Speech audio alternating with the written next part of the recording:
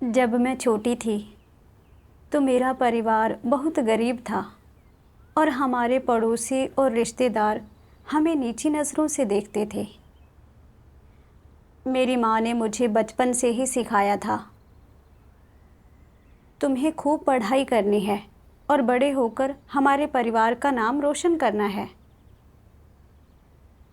मैंने अपनी माँ की बातों को अपने दिल में बसा लिया और पढ़ाई में मेहनत करती रही, इस उम्मीद में कि एक दिन मैं एक अच्छी डिग्री और नौकरी हासिल करूंगी और अपने परिवार की हालत सुधार सकूंगी।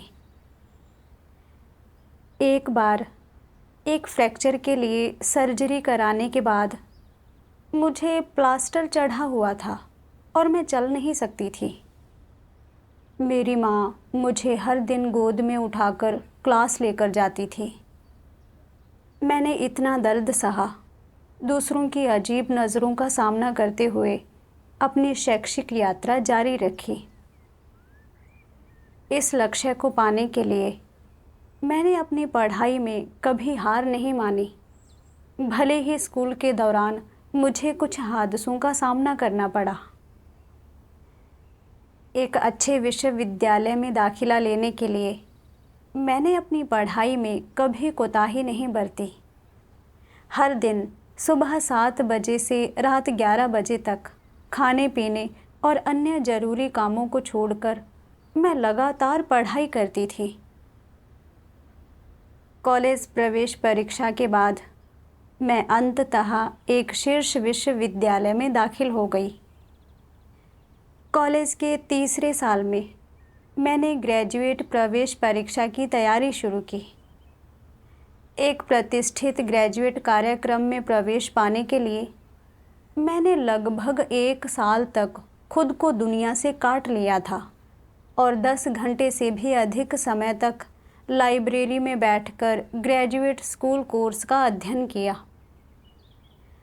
मैंने खुद को बिल्कुल भी ढीला नहीं पड़ने दिया। आखिरकार मैंने अपना लक्ष्य हासिल कर लिया और देश के सबसे प्रतिष्ठित ग्रेजुएट कोर्स में दाखिला लिया। ग्रेजुएशन के बाद मैंने एक सार्वजनिक संस्था के तहत एक शोध संस्थान में काम करना शुरू किया और मैं एक सामान्य 9 से 5 वाली ज़िंदगी जीने लगी। इसके फ़ायदे और वेतन भी ठीक ठाक थे। उस समय मेरे परिवार को और मुझे पड़ोसियों और रिश्तेदारों से काफ़ी स्तुति प्रशंसा मिली और जो रिश्तेदार हमें नीची नज़रों से देखते थे वे हमारे लिए उपहार लाने लगे और मिलने आने लगे। जब मैं अपने सहपाठियों से मिलती तो वे भी मेरी प्रशंसा करते और सराहना करते। मैं अपने माता पिता का गर्व बन गई और मुझे काफ़ी खुशी महसूस हुई। लेकिन काम शुरू करने के बाद मुझे अंदर से एक अजीब सी खालीपन की भावना महसूस होने लगी। इसके अलावा वैज्ञानिक शोध के क्षेत्र में लंबे समय तक रहने से मैंने यह महसूस किया कि जितना अधिक वैज्ञानिक ज्ञान मैं पढ़ती हूँ उतना ही अधिक मुझे यह समझ में आता है कि इस दुनिया में कितनी सारी अथाह और अनजान बातें हैं। भले ही मैं अपना पूरा जीवन ही शोध में लगा दूं, तब भी उसका परिणाम महासागर में एक बूंद से कम होगा। तो फिर इस शोध को जारी रखने का क्या मतलब था? मुझे समझ नहीं आ रहा था कि मुझे क्या पाना चाहिए या इस खालीपन और उलझन की भावना को कैसे दूर करूं। मैंने व्यायाम, दौड़ने और पढ़ने जैसे कामों से अपनी ज़िंदगी को भरने की कोशिश की, लेकिन इनसे मेरी ज़िंदगी में कोई बदलाव नहीं आया। जब भी मुझे थोड़ा खाली समय मिलता तो एक गहरा खालीपन मुझे घेर लेता और मुझे अंदर से खाने लगता। खुद को अधिक संतुष्ट महसूस कराने के लिए मैंने एक प्रतिष्ठित विदेशी विश्वविद्यालय में आगे की पढ़ाई के लिए आवेदन देने का फ़ैसला किया। इस उम्मीद में कि मैं एक बेहतर भविष्य सुनिश्चित कर सकूं। हालांकि मैं जानती थी कि इससे बहुत दबाव पड़ेगा, फिर भी मैंने खुद को सांत्वना देते हुए कहा, यही तो जीवन है।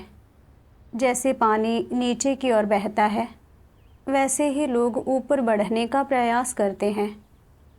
यह बिल्कुल सामान्य बात है। जब मैं इस लक्ष्य को हासिल करने की तैयारी कर रही थी, उस समय मैंने संयोग से सर्वशक्तिमान परमेश्वर के अंत के दिनों के सुसमाचार को सुना।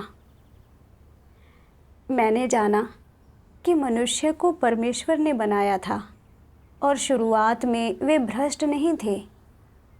लोग बिना किसी संघर्ष के सामंजस्यपूर्ण ढंग से जीवन जी सकते थे। लेकिन जब मनुष्य शैतान द्वारा भ्रष्ट हो गए, तो उनमें तरह तरह के भ्रष्ट स्वभाव उत्पन्न हो गए और वे एक दूसरे से लड़ने और धोखा देने लगे, अंधकार में जीते हुए पीड़ित होने लगे। मानवता को बचाने के लिए और मनुष्यों को सत्य और जीवन प्रदान करने के लिए परमेश्वर ने मानव जाति को बचाने के लिए व्यवस्था के युग, अनुग्रह के युग और राज्य के युग में 3 चरणों के कार्य को अभ्यास में लाया है। अब परमेश्वर अपने कार्य का अंतिम चरण कर रहा है, जो मानवता के लिए सभी सत्यों को प्रकट करना है, ताकि लोग शैतान के बंधन और हानि से मुक्त हो सकें, अपने शैतानी भ्रष्ट स्वभाव को त्याग सकें और एक शानदार मंजिल में प्रवेश कर सकें। उस समय जितना अधिक मैं परमेश्वर के वचन पढ़ती, उतना ही मैं उनकी ओर आकर्षित होती जाती थी और मैं उसके वचनों के माध्यम से जीवन का अर्थ और रहस्य समझने लगी। और मैंने अपने दिल में ऐसी शांति और आनंद का अनुभव किया जैसा मैंने पहले कभी नहीं किया था।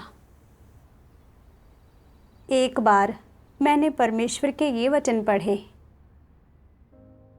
सर्वशक्तिमान परमेश्वर कहता है, मानव जाति द्वारा सामाजिक विज्ञानों के आविष्कार के बाद से मनुष्य का मन विज्ञान और ज्ञान से भर गया है। तब से विज्ञान और ज्ञान मानव जाति के शासन के लिए उपकरण बन गए हैं और अब मनुष्य के पास परमेश्वर की आराधना करने के लिए पर्याप्त गुंजाइश और अनुकूल परिस्थितियां नहीं रही हैं। मनुष्य के हृदय में परमेश्वर की स्थिति सबसे नीचे हो गई है। हृदय में परमेश्वर का स्थान न होने पर मनुष्य की आंतरिक दुनिया अंधकारमय, निराश और खाली हो जाती है। बाद में मनुष्य के हृदय और मन को भरने के लिए कई समाज वैज्ञानिकों, इतिहासकारों और राजनीतिज्ञों ने सामने आकर सामाजिक विज्ञान के सिद्धांत, मानव विकास के सिद्धांत और अन्य कई सिद्धांत व्यक्त किए, जो इस सच्चाई का खंडन करते हैं कि परमेश्वर ने मनुष्य की रचना की है। और इस तरह यह विश्वास करने वाले बहुत कम रह गए हैं कि परमेश्वर ने सब कुछ बनाया है, और विकास के सिद्धांत पर विश्वास करने वालों की संख्या और अधिक बढ़ गई है। अधिकाधिक लोग पुराने विधान के युग के दौरान परमेश्वर के कार्य के अभिलेखों और उसके वचनों को मिथक और किंवदंतियां समझते हैं। अपने हृदयों में लोग परमेश्वर की गरिमा और महानता, परमेश्वर के अस्तित्व और इस सिद्धांत के प्रति कि परमेश्वर सभी चीज़ों पर संप्रभु है, उदासीन हो जाते हैं। मानव जाति का अस्तित्व और देशों एवं राष्ट्रों का भाग्य उनके लिए अब और महत्वपूर्ण नहीं रहे, और मनुष्य केवल खाने पीने और भोग विलासिता की खोज में चिंतित एक खोखले संसार में रहता है। बहुत थोड़े लोग स्वयं इस बात की खोज करने का उत्तरदायित्व लेते हैं कि आज परमेश्वर अपना कार्य कहाँ करता है, या यह तलाशने का उत्तरदायित्व कि वह किस प्रकार मनुष्य के गंतव्य पर संप्रभु है और उसकी व्यवस्था करता है। ज्ञान, विज्ञान, स्वतंत्रता, लोकतंत्र, आनंद और आराम मनुष्य को केवल अस्थायी सांत्वना देते हैं। यहाँ तक कि इन चीज़ों के होने के बावजूद मनुष्य अभी भी अनिवार्यतः पाप करता है और समाज में फैले अन्याय की शिकायत करता है। ये चीज़ें होना मनुष्य की खोजी, अभिलाषा और इच्छा को बाधित नहीं कर सकती। ऐसा इसलिए है क्योंकि मनुष्य को परमेश्वर द्वारा बनाया गया था और मनुष्यों के बेतुके त्याग और अन्वेषण उनके लिए और अधिक कष्ट ही ला सकते हैं और मनुष्य को एक निरंतर व्याकुलता की स्थिति में रख सकते हैं, और वह यह नहीं जान सकता कि मानव जाति के भविष्य या आगे आने वाले मार्ग का सामना किस प्रकार किया जाए, इस हद तक कि मनुष्य ज्ञान विज्ञान से भी डरने लगता है और खालीपन के एहसास से तो और भी घबराने लगता है।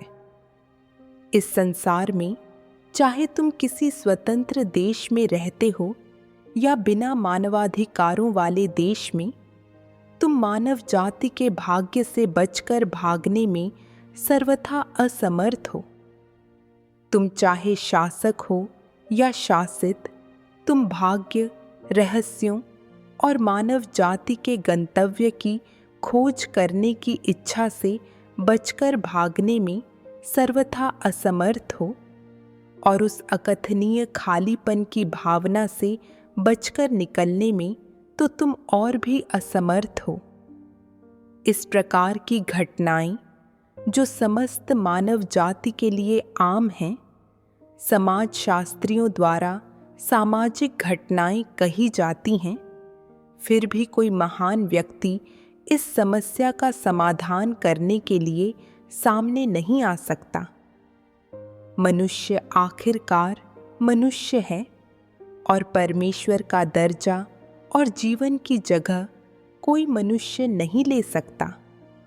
मानव जाति को केवल एक ऐसे न्यायपूर्ण समाज की ही आवश्यकता नहीं है जिसमें हर व्यक्ति को भरपेट भोजन मिले, सभी समान और स्वतंत्र हों। मानव जाति को जिस चीज़ की ज़रूरत है वह है परमेश्वर का उद्धार और मनुष्य के लिए उसके जीवन का प्रावधान। जब मनुष्य परमेश्वर का उद्धार और जीवन प्रावधान प्राप्त करता है, केवल तभी उसकी आवश्यकताओं, अन्वेषण की इच्छा और दिल के खालीपन का समाधान हो सकता है। परमेश्वर के वचनों ने मुझे गहराई से प्रभावित किया। मुझे एहसास हुआ कि जिस विज्ञान और ज्ञान का मैं अब तक पीछा कर रही थी, वे सत्य नहीं थे और ना ही वे मेरी आत्मा की आवश्यकताओं को पूरा कर सकते थे और ना ही मेरे जीवन की उलझनों को सुलझा सकते थे। इसके विपरीत, जितना अधिक मैं उनका अनुसरण करती, उतना ही अधिक मेरा दिल विज्ञान और ज्ञान से भर जाता और परमेश्वर से दूर होता चला जाता था। भले ही ग्रेजुएशन के बाद दूसरों ने मुझे एक अच्छी डिग्रीधारी और उज्जवल भविष्य वाली महिला के रूप में देखा था और मुझे खुश होना चाहिए था, लेकिन ऐसा नहीं था। इसके बजाय मैं अपने भविष्य को लेकर असमंजस में थी और उलझन से भरी हुई थी। इस खालीपन और उलझन की भावना से छुटकारा पाने के लिए मैंने व्यायाम करने और पढ़ने का सहारा लिया, लेकिन इनमें से कुछ भी मेरे दिल के खालीपन को भर नहीं सका। फिर मैंने खुद को और ऊंचे जीवन लक्ष्यों के पीछे भागने के लिए मनाया, यह मानते हुए कि जब प्रयास करने के लिए कुछ होगा तो यह भावना कम हो जाएगी। लेकिन इसके बजाय मैं और भी अधिक दबाव में आ गई। यह बात मेरे लिए स्पष्ट हो गई थी कि भले ही मैं अपना पूरा जीवन वैज्ञानिक शोध में समर्पित क्यों न कर दूं, मैं इस दुनिया को बहुत अधिक समझ नहीं पाऊंगी। बल्कि जितना अधिक मैं शोध करती, उतने ही अधिक अनजान पहलू मेरे सामने आते और मैं इस दुनिया के बारे में और अधिक उलझन और भ्रम महसूस करती। मुझे एहसास हुआ कि चाहे मैंने कितनी भी किताबें पढ़ी या कितना भी वैज्ञानिक ज्ञान प्राप्त किया, भले ही अन्य लोग मुझे एक आशाजनक भविष्य वाली महिला के रूप में देखते, यह सब बेकार था और यह मेरे दिल के खालीपन या जीवन की उलझनों को हल नहीं कर सकता था। मुझे यह भी एहसास हुआ कि मैं इस आंतरिक खालीपन के कष्ट से क्यों नहीं उबर पा रही थी। ऐसा इसलिए था क्योंकि मैंने परमेश्वर को नहीं पाया था, क्योंकि मैंने मनुष्य के लिए जीवन सत्य का उनका प्रावधान प्राप्त नहीं किया था और मैं जीवन के रहस्यों या जीवन का अर्थ समझ नहीं पाई थी। मनुष्य को परमेश्वर ने रचा है और परमेश्वर ही जीवन में मनुष्य की आवश्यकताओं को पूरा कर सकता है। केवल परमेश्वर ही सबसे बेहतर जानता है कि मनुष्य को वास्तव में क्या चाहिए और केवल परमेश्वर द्वारा व्यक्त किया गया सत्य ही मनुष्य के दिल के खालीपन को भर सकता है। ताकि मैं परमेश्वर के वचनों को खाने पीने में अधिक समय दे सकूं, मैंने विदेश में आगे पढ़ाई करने के लिए समय और ऊर्जा खर्च न करने का निर्णय लिया। मैंने देखा कि एक अंतर्राष्ट्रीय स्कूल में पढ़ाना भी एक अच्छा विकल्प था, क्योंकि यह नियमित छुट्टियां, ग्रीष्मकाल और शीतकालीन छुट्टियां देता था और शोध संस्थान में काम करने की तुलना में काफ़ी बेहतर वेतन देता था। शिक्षण एक स्थिर और सम्मानजनक पेशा भी था। इसलिए मैंने अपना करियर बदलकर एक स्कूल में पढ़ाना शुरू कर दिया। एक दिन मैंने परमेश्वर के वचनों के 2 अंश पढ़े और मैंने कर्तव्य निभाने के अर्थ और मूल्य के बारे में कुछ समझ प्राप्त की।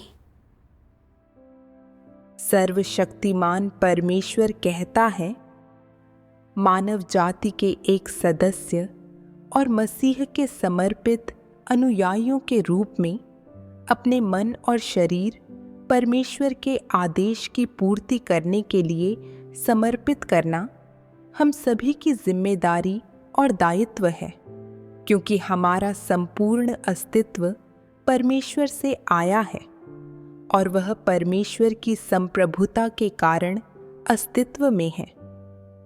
यदि हमारे मन और शरीर परमेश्वर के आदेश और मानव जाति के न्याय संगत कार्य को समर्पित नहीं हैं, तो हमारी आत्माएं उन लोगों के सामने शर्मिंदा महसूस करेंगी जो परमेश्वर के आदेश के लिए शहीद हुए थे, और परमेश्वर के सामने तो और भी अधिक शर्मिंदा होंगी, जिसने हमें सब कुछ प्रदान किया है।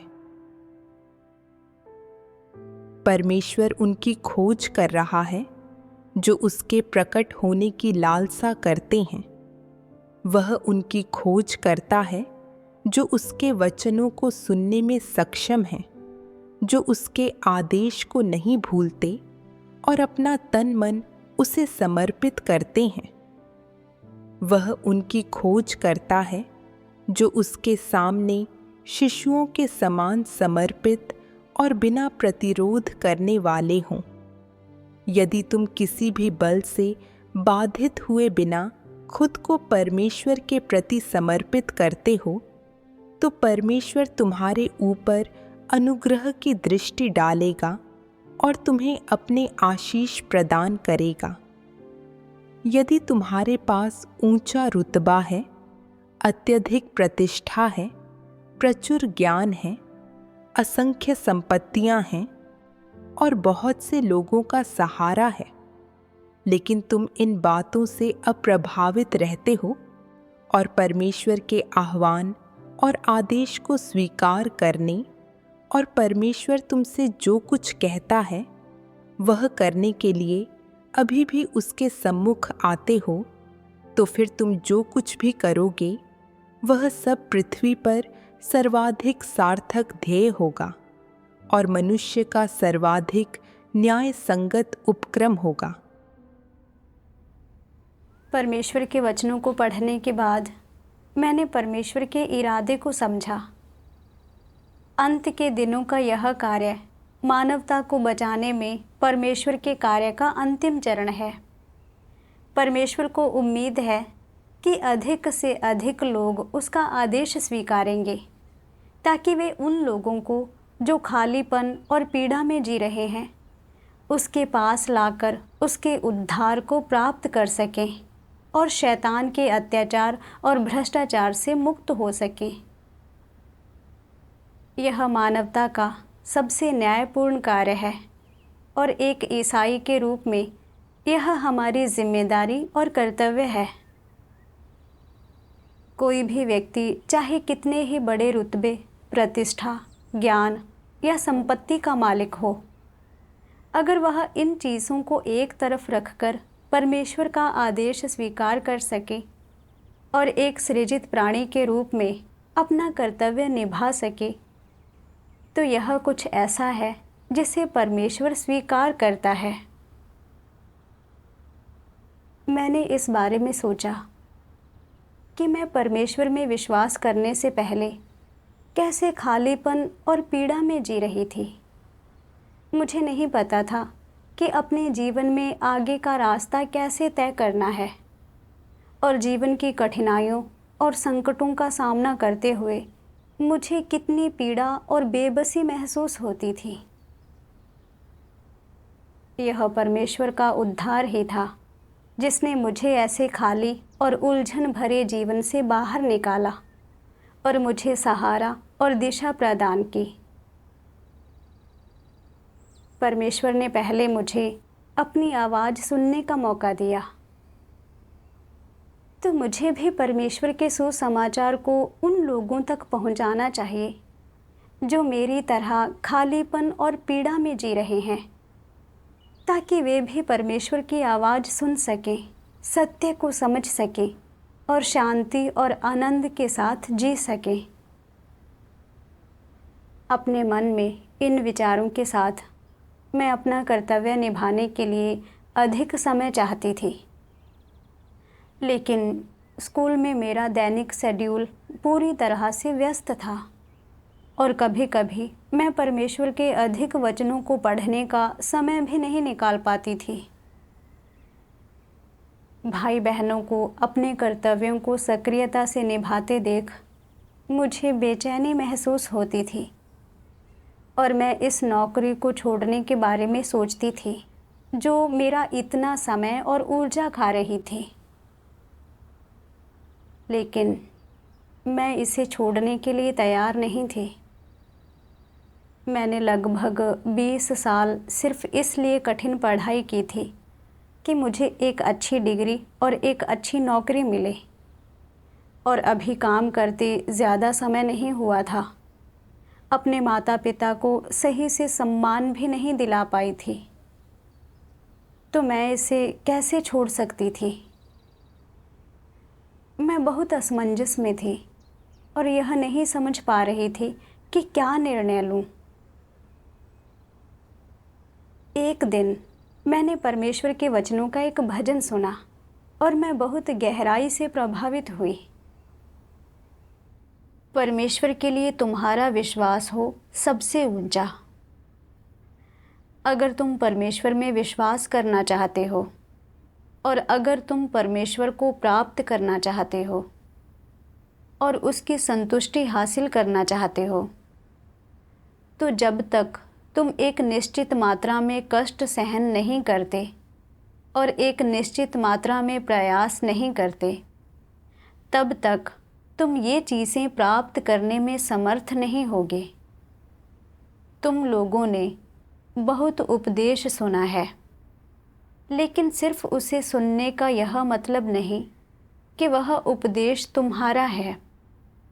तुम्हें उसे आत्मसात करना चाहिए और ऐसी वस्तु में रूपांतरित करना चाहिए जो तुम्हारी हो। तुम्हें उसे अपने जीवन में आत्मसात करना होगा और अपने अस्तित्व में लाना होगा। तुम्हें इन वचनों और उपदेश को अपनी जीवन शैली का मार्गदर्शन करने देना होगा और अपने जीवन में अस्तित्वगत मूल्य और अर्थ लाने देना होगा। जब ऐसा होगा तब तुम्हारा इन वचनों को सुनना सार्थक हो जाएगा। अगर मेरे द्वारा बोले गए वचन तुम्हारे जीवन में कोई सुधार नहीं लाते या तुम्हारे अस्तित्व में कोई मूल्य नहीं जोड़ते, तो तुम्हारा इन्हें सुनना कोई अर्थ नहीं रखता। तुम्हें परमेश्वर में अपनी आस्था को भोजन, कपड़ों या किसी भी चीज़ से ज़्यादा महत्व की चीज़ की तरह जीवन के सबसे महत्वपूर्ण मामले के रूप में लेना चाहिए। इसी तरह से तुम्हें परिणाम मिलेंगे। अगर तुम केवल तभी विश्वास करते हो जब तुम्हारे पास समय होता है और अपनी आस्था के प्रति अपना पूरा ध्यान समर्पित करने में असमर्थ रहते हो, और अगर तुम हमेशा अपनी आस्था में भ्रमित रहते हो, तो तुम्हें कुछ भी प्राप्त नहीं होगा। परमेश्वर के वचनों पर बार बार सोचते हुए मैं समझ गई कि परमेश्वर में अपने विश्वास में अगर हम सत्य और सच्चा जीवन प्राप्त करना चाहते हैं, तो यह केवल परमेश्वर के वचनों को पढ़ने और कुछ धर्म सिद्धांतों को समझने तक ही सीमित नहीं है। इन चीज़ों को प्राप्त करने के लिए आवश्यक है कि परमेश्वर के वचनों को वास्तविक जीवन में अभ्यास और अनुभव किया जाए और परमेश्वर के वचनों को अपने जीवन की खोज को बदलने की अनुमति दी जाए। अगर कोई केवल परमेश्वर में आस्था रखने की घोषणा करता है, लेकिन सत्य के सभी पहलुओं का अभ्यास और अनुभव नहीं करता और फिर भी सांसारिक उपलब्धियों को जीवन का मूल्य मानता है, तो इस तरह से जीते हुए वह कभी भी सत्य प्राप्त नहीं कर सकता। मैंने सोचा कि परमेश्वर ने अंत के दिनों में कितने सत्य व्यक्त किए हैं, फिर भी मैंने अभी तक परमेश्वर के बहुत से वचनों को पढ़ना समाप्त नहीं किया था। मुझे तो शब्द और धर्म सिद्धांत भी पूरी तरह समझ नहीं आते। मैं अभी भी अधूरे मन से अपनी आस्था का अभ्यास कर रही थी। हर दिन ऐसे कामों में बहुत समय लगा रही थी जो मेरे जीवन के लिए किसी भी तरह का लाभ नहीं दे रहे थे और जिनकी वजह से मुझे परमेश्वर के वचन खाने पीने और सत्य समझने का अतिरिक्त समय नहीं मिल पा रहा था। अगर मैं इसी तरह अधूरे मन से अपनी आस्था का अभ्यास करती रही, तो अपने विश्वास के अंत तक मैं कभी सत्य नहीं समझ पाऊंगी और ना ही सत्य को वास्तव में अनुभव कर और जान पाऊंगी। इन बातों को समझने के बाद मेरे दिल में चीज़ें स्पष्ट हो गईं। मैं अपनी आस्था को इस तरह अधूरे मन से जारी नहीं रख सकती थी, वरना उद्धार प्राप्त करने का मेरा अवसर बर्बाद हो जाएगा। मैं अपने दिल में लगातार परमेश्वर से प्रार्थना करती रही, यह आशा करते हुए कि वह मुझे सही निर्णय लेने के लिए मार्गदर्शन करेगा।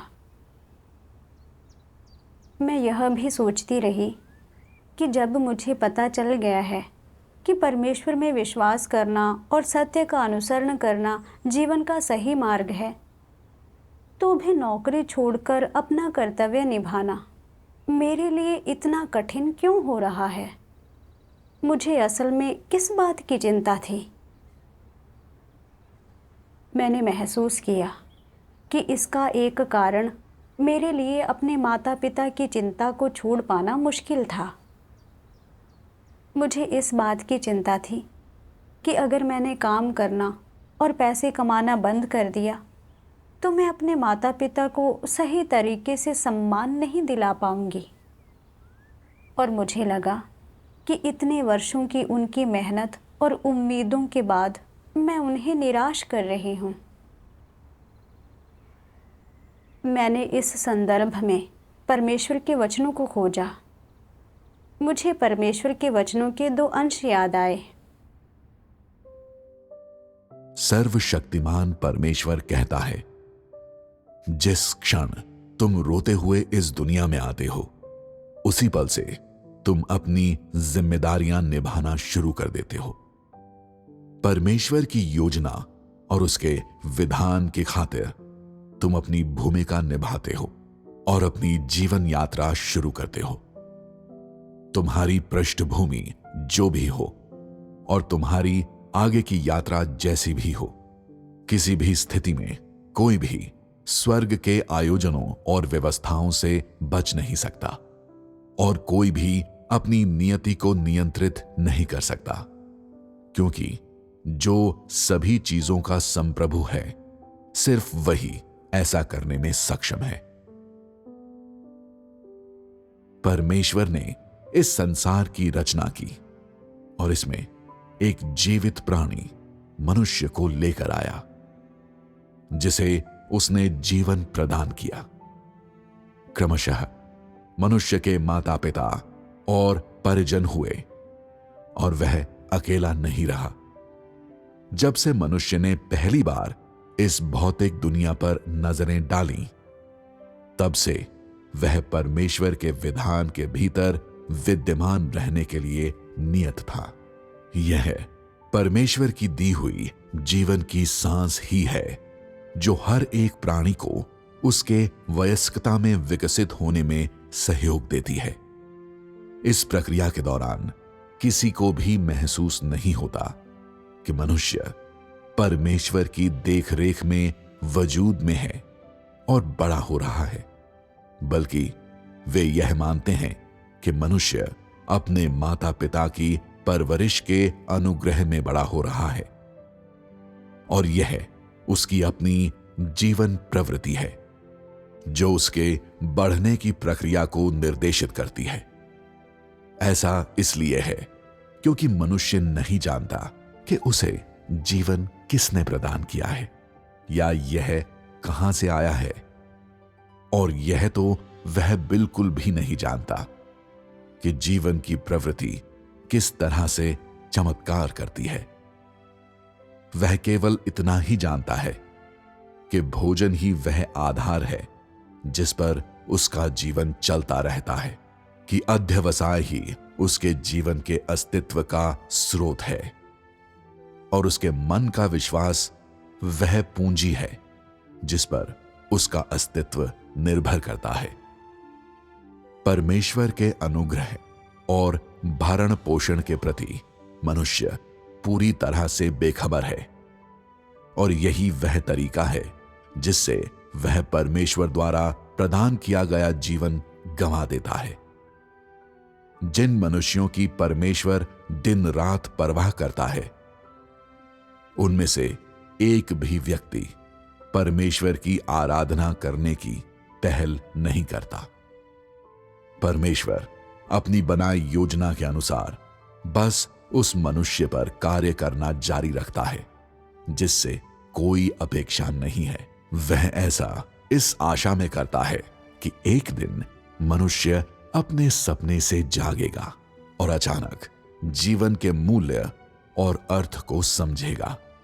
परमेश्वर ने उसे जो कुछ दिया है उसके लिए परमेश्वर द्वारा चुकाई गई कीमत और परमेश्वर की उस उत्सुकता को समझेगा जिसके साथ परमेश्वर मनुष्य के वापस अपनी ओर मुड़ने के लिए बेसब्री से लालायित रहता है।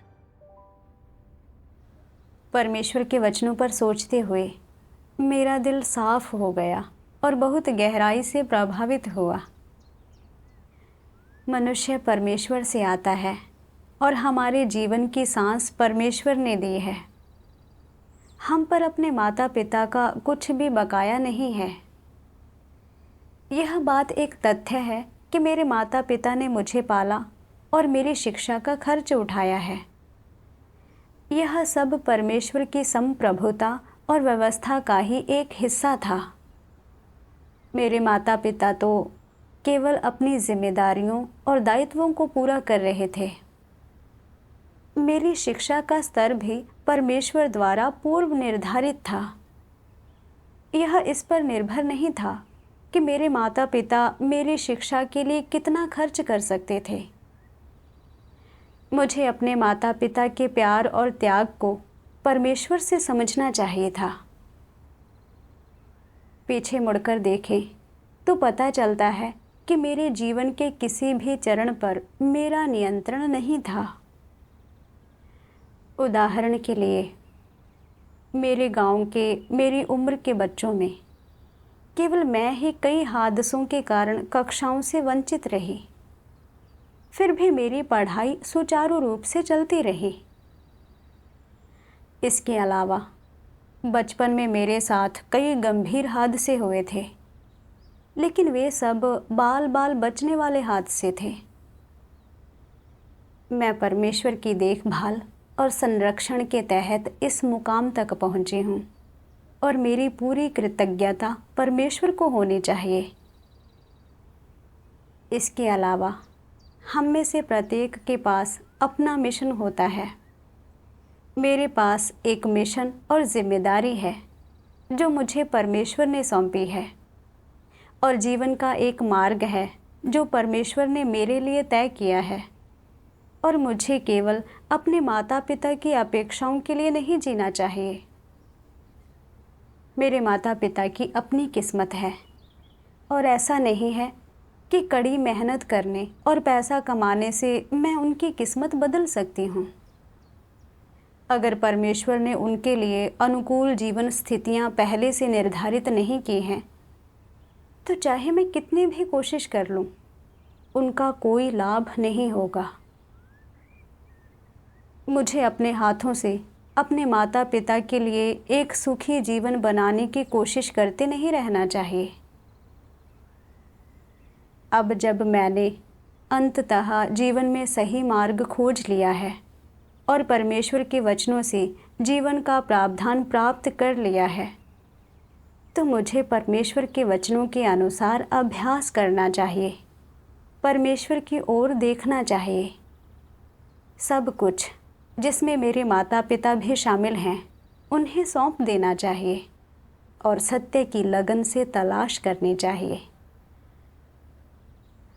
हालांकि मैंने अपनी नौकरी छोड़ने और पूरी तरह से परमेश्वर के लिए खुद को समर्पित करने का इरादा किया था, लेकिन जब भी मैंने उन 20 वर्षों से अधिक के अपने प्रयासों से बनाए गए भविष्य को छोड़ने के बारे में सोचा, तो मेरा दिल कमज़ोर पड़ गया। खोज और विचार करते हुए मैंने महसूस किया कि मेरे संकल्प की कमी का कारण यह था कि मैं शोहरत और लाभ की असलियत नहीं जान पाई थी, क्योंकि मैं अब भी सबसे अलग दिखना चाहती थी और दूसरों से बेहतर जीवन जीने के पीछे भाग रही थी, और साथ ही मैं सत्य के अनुसरण का महत्व भी नहीं समझती थी। इसलिए मैंने इस क्षेत्र में सचेत रूप से सत्य को खोजने का प्रयास किया। मैंने परमेश्वर के वचनों को पढ़ा। सर्वशक्तिमान परमेश्वर कहता है, तुम देख सकते हो कि अविश्वासी दुनिया में कई गायक और फिल्मी सितारे हैं जो मशहूर होने से पहले कष्ट सहने को तैयार थे, और उन्होंने खुद को अपने काम के प्रति समर्पित कर दिया था। लेकिन प्रसिद्धि हासिल कर लेने और काफ़ी पैसा कमाना शुरू करने के बाद वे सही रास्ते पर नहीं चलते हैं। उनमें से कुछ नशीली दवाएं लेते हैं, कुछ आत्महत्या कर लेते हैं और उनका जीवन कम हो जाता है। इसकी वजह क्या है? उनके भौतिक सुख बहुत ऊंचे हैं, वे बहुत आरामदायक हैं और नहीं जानते कि बड़ी खुशी या बड़ा उत्साह कैसे प्राप्त किया जाए। उनमें से कुछ लोग अत्यधिक उत्तेजना और आनंद की तलाश में नशीली दवाओं की ओर चल पड़ते हैं और जैसे जैसे समय बीतता है वे इसे छोड़ नहीं पाते। कुछ लोग नशीली दवाओं के अत्यधिक सेवन से मर जाते हैं और कुछ लोग इससे छुटकारा पाने के तरीके की जानकारी न होने के कारण अंत में आत्महत्या कर लेते हैं। ऐसे कई उदाहरण हैं। तुम कितना अच्छा खाते हो, कितने अच्छे कपड़े पहनते हो, कितने अच्छे से रहते हो, कितना आनंद लेते हो, या तुम्हारा जीवन कितना आरामदायक है, और चाहे तुम्हारी इच्छाएं किसी भी तरह पूरी होती हों, अंत में सिर्फ खालीपन ही मिलता है और उसका परिणाम विनाश है। क्या अविश्वासी जिस खुशी का अनुसरण करते हैं वह वास्तविक खुशी है? दरअसल वह खुशी नहीं है। यह एक मानवीय कल्पना है। यह एक प्रकार की पथभ्रष्टता है।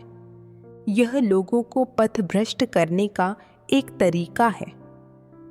लोग जिस तथाकथित खुशी को पाने की कोशिश करते हैं वह झूठी है। यह वास्तव में पीड़ा है। लोगों को ऐसे लक्ष्य को पाने की कोशिश नहीं करनी चाहिए और जीवन का मूल्य इसी में निहित भी नहीं है। शैतान जिन माध्यमों और तरीकों से लोगों को भ्रष्ट करता है वे उन्हें एक लक्ष्य के रूप में देह की संतुष्टि और वासना में लिप्त होने के लिए प्रेरित करते हैं। इस तरह शैतान लोगों को सुन्न कर देता है, उन्हें लुभाता और भ्रष्ट कर देता है और उन्हें उस लक्ष्य की ओर ले जाता है जिसे वे खुशी मानते हैं। लोगों का मानना है कि उन चीज़ों को पाने का मतलब खुशी पाना है, इसलिए लोग उस लक्ष्य की प्राप्ति के लिए सब कुछ करते हैं। फिर जब वे इसे पा लेते हैं तो उन्हें खुशी नहीं बल्कि खालीपन और दर्द महसूस होता है। इससे सिद्ध होता है कि यह सही मार्ग नहीं है, यह मृत्यु का रास्ता है। लोग भाग्य के विरुद्ध लड़ते हुए अपने पूरे जीवन भर की ऊर्जा खपा देते हैं। अपने परिवारों का भरण पोषण करने की कोशिश में दौड़ भाग करते हुए और प्रतिष्ठा और लाभ की खातिर दौड़ धूप करते हुए अपना सारा जीवन बिता देते हैं। जिन चीज़ों को लोग संजो कर रखते हैं वे हैं पारिवारिक प्रेम, पैसा, शोहरत और लाभ। वे इन्हें जीवन में सबसे मूल्यवान चीज़ों के रूप में देखते हैं। सभी लोग अपना भाग्य खराब होने के बारे में शिकायत करते हैं, फिर भी वे अपने दिमाग में उन प्रश्नों को पीछे धकेल देते हैं जिन्हें सबसे ज़्यादा समझना और टटोलना चाहिए। मनुष्य जीवित क्यों है? मनुष्य को कैसे जीना चाहिए?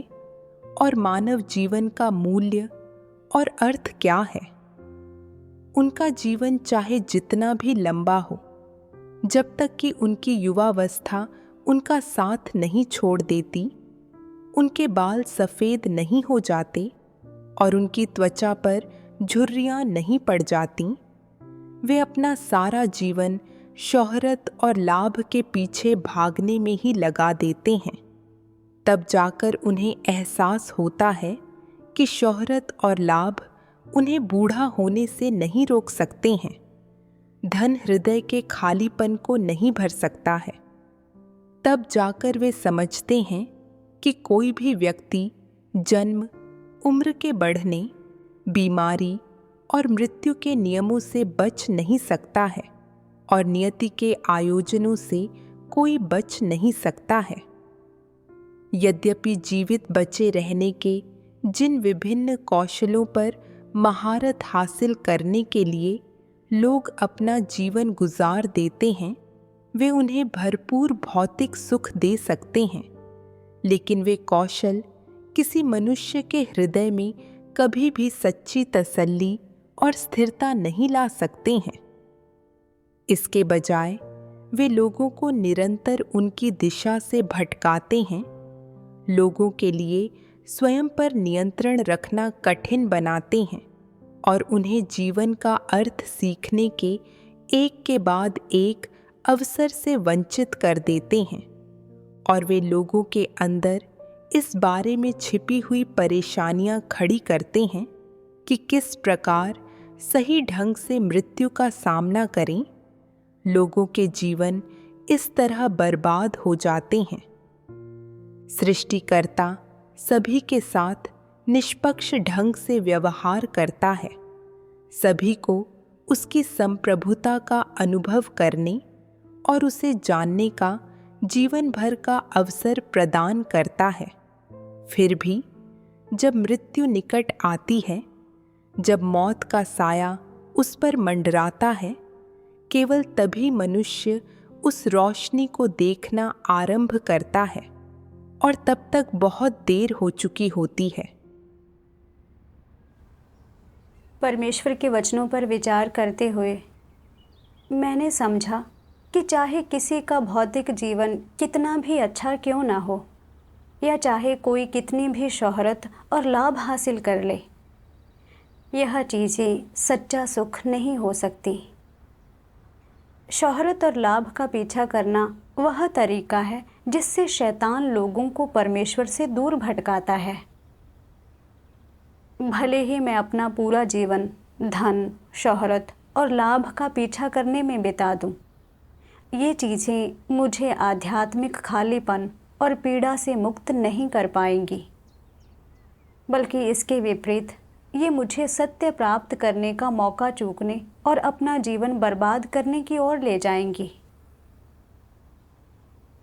मैं अपनी नौकरी छोड़ने में अनिच्छुक थी, क्योंकि मैं इसका इस्तेमाल बड़ा इनाम पाने, एक श्रेष्ठ और सुखी जीवन हासिल करने और अपने परिवार को दूसरों की नज़रों में नीचे दिखने से बचाने के लिए करना चाहती थी।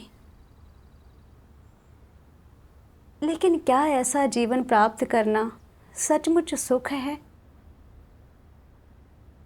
मैंने दूसरों का सम्मान पाने के लिए 20 से अधिक वर्षों तक अच्छी शिक्षा पाने का प्रयास किया, और अब जब मुझे दूसरों की प्रशंसा और दोस्तों और रिश्तेदारों की स्तुति मिली, फिर भी मेरा दिल शांति और सुरक्षा से वंचित रहा और मेरे भीतर गहराई में खालीपन और उलझन की भावनाएं मुझे अक्सर घेर लेती और मुझे परेशान करती।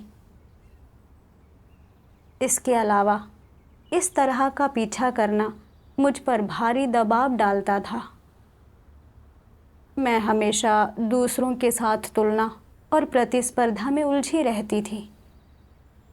यहाँ तक कि ग्रेजुएशन के बाद भी मुझे चिंता होती थी कि अगर मैंने उच्च शिक्षा का पीछा नहीं किया तो मैं दूसरों से पीछे रह जाऊंगी और मुझे नीची नज़रों से देखा जाएगा।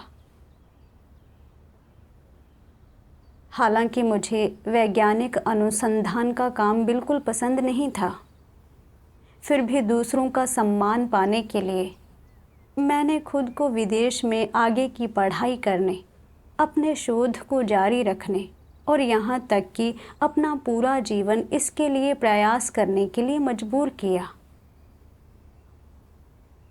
मुझे एहसास हुआ कि शोहरत और लाभ का पीछा करना एक अथाह गड्ढे के समान है।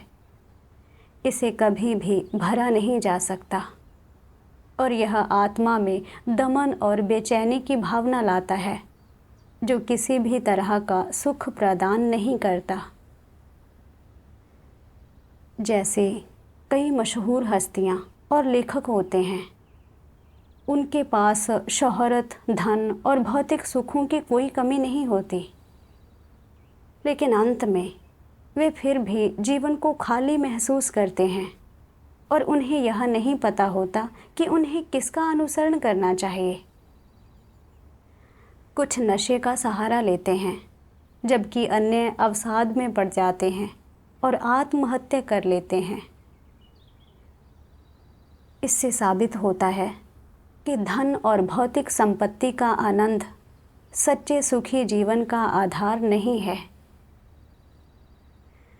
परमेश्वर ने मुझे सत्य का अनुसरण करने और सृष्टिकर्ता को जानने का अवसर दिया था, और अगर मैंने अपना अधिकांश समय काम पर और शोहरत और लाभ के पीछे भागने में बिताया, परमेश्वर के वचनों पर विचार करने और सत्य को समझने का समय नहीं छोड़ा, तो मेरा अनुसरण भी दुनिया के इन लोगों के मार्ग से अलग नहीं होता, और अंततः मैं धन, शोहरत और लाभ की गुलाम बन जाऊंगी और एक ऐसा जीवन जीऊंगी जहां मैं भीतर के खालीपन और मृत्यु के भय से बच नहीं सकूंगी। क्या यह सिर्फ एक बर्बाद जीवन नहीं होगा? मुझे यह सौभाग्य प्राप्त हुआ था कि मैंने अंत के दिनों के परमेश्वर का कार्य स्वीकार किया, और मैंने समझ लिया कि जीवन का उद्देश्य क्या है, यह संसार क्या है और जीवन का मूल्य और अर्थ क्या है। केवल अपना अधिक समय अपना कर्तव्य निभाने, सत्य को प्राप्त करने और परमेश्वर की संप्रभुता को जानने में लगाकर ही मेरा जीवन वास्तव में मूल्यवान और अर्थपूर्ण बन सकता था।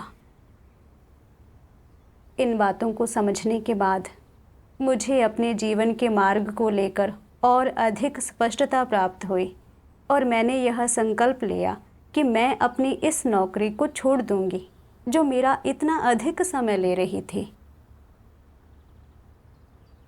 बाद में मैंने परमेश्वर के वचनों के 2 और अंश पढ़े, जिन्होंने मुझे और भी अधिक प्रेरणा दी।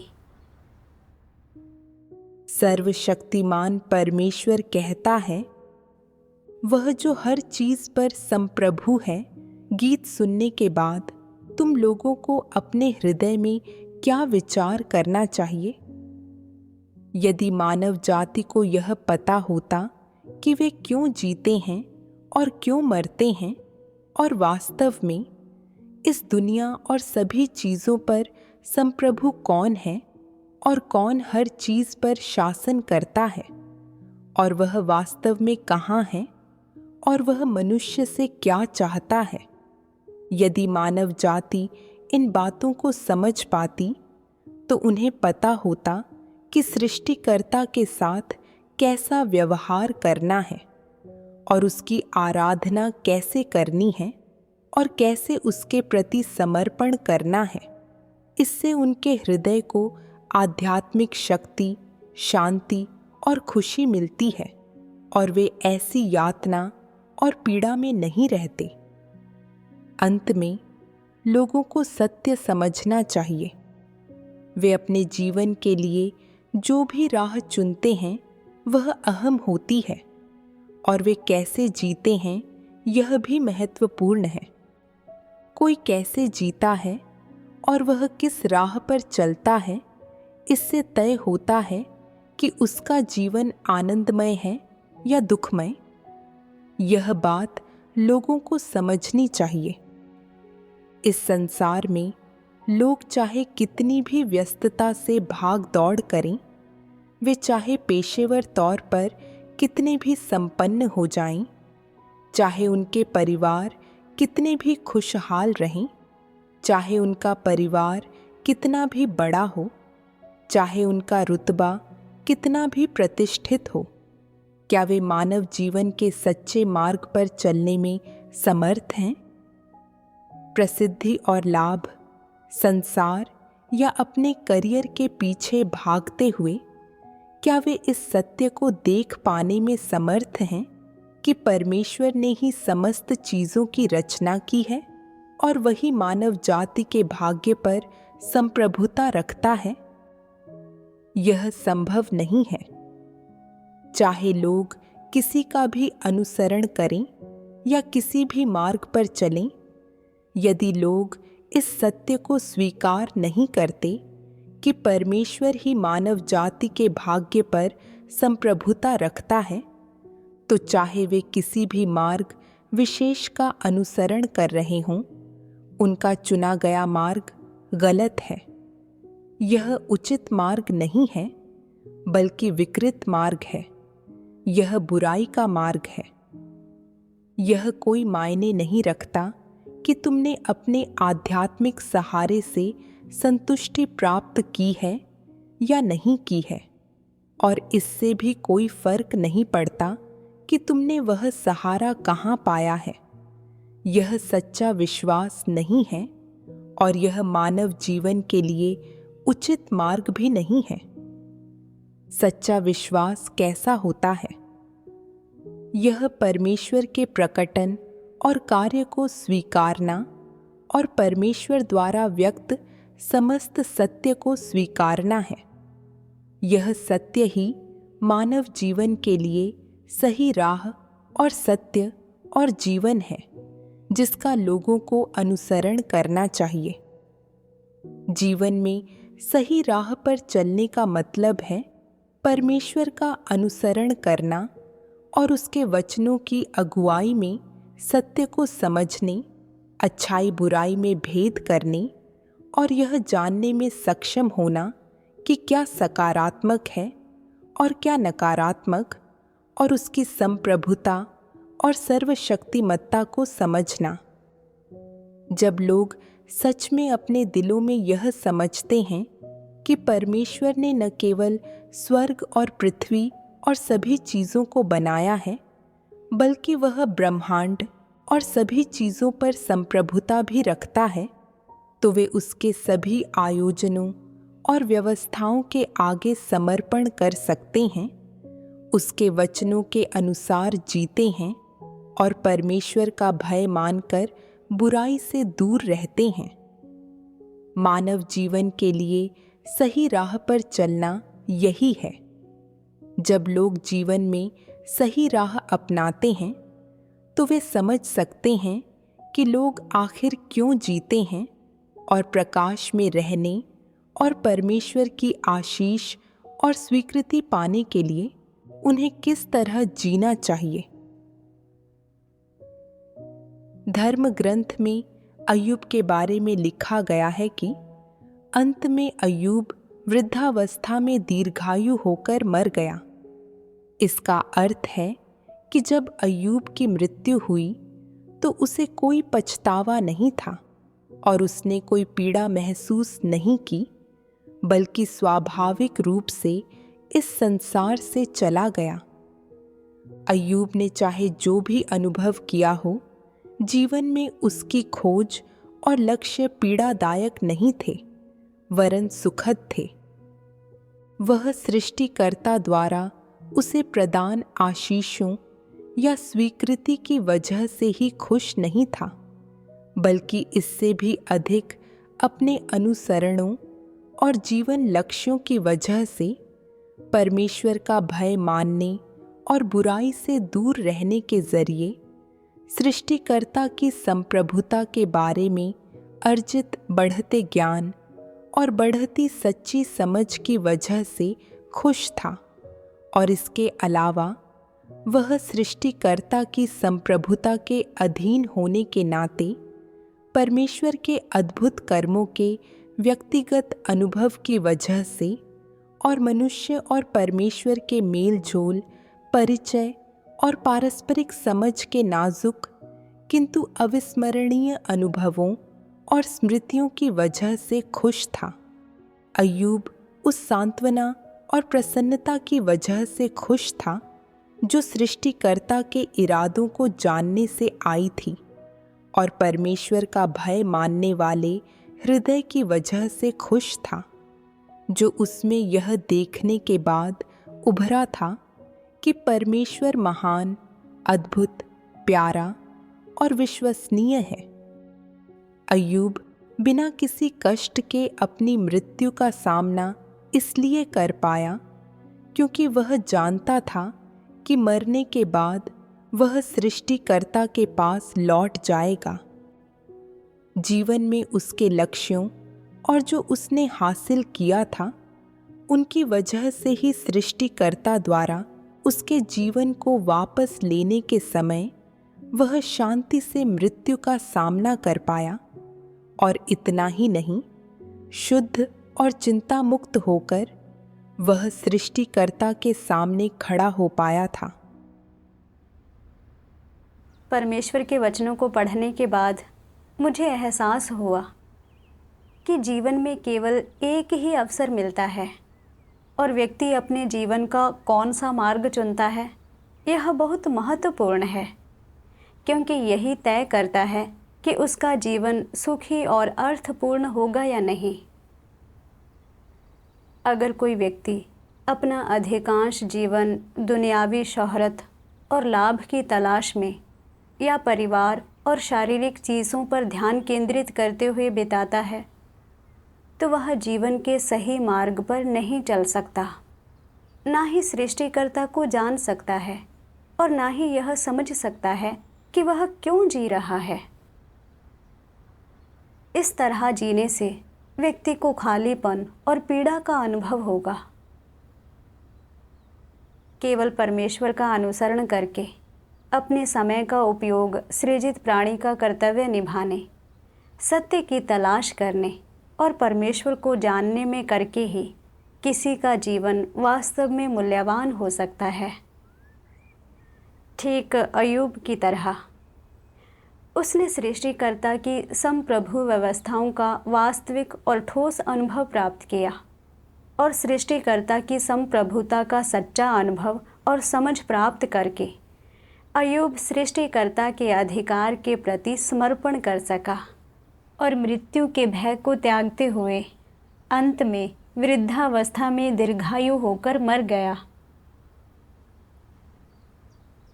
अय्यूब की तरह प्रयास करने से ही जीवन वास्तव में सुखद और अर्थपूर्ण बनता है। यह प्रयास जीवन के खालीपन और मृत्यु के डर को समाप्त कर सकता है। मुझे अय्यूब का अनुसरण करना था और एक अर्थपूर्ण जीवन जीने का प्रयास करना था। इस बात को समझने के बाद मैंने अपनी नौकरी से इस्तीफ़ा दे दिया। अपनी नौकरी छोड़ने के बाद मुझे एक बड़ी मुक्ति का एहसास हुआ। अब मुझे अपना इतना समय निरर्थक किताबों के ज्ञान में नहीं लगाना पड़ता था और ना ही मुझे कार्यस्थल पर मौजूद चालाकी और धोखाधड़ी से निपटना पड़ता था। मुझे और अधिक समय मिला भाई बहनों के साथ संगति करने का, परमेश्वर के वचनों का सेवन और पान करने का और अपना कर्तव्य निभाने का, जिससे मेरे जीवन में कुछ प्रगति हुई। परमेश्वर द्वारा व्यवस्थित परिवेश में मैंने कुछ असफलताओं और झटकों का अनुभव किया और मेरी काट-छाँट की गई, जिससे मुझे अपने अभिमानी और आत्मतुष्ट भ्रष्ट स्वभाव का कुछ ज्ञान हुआ।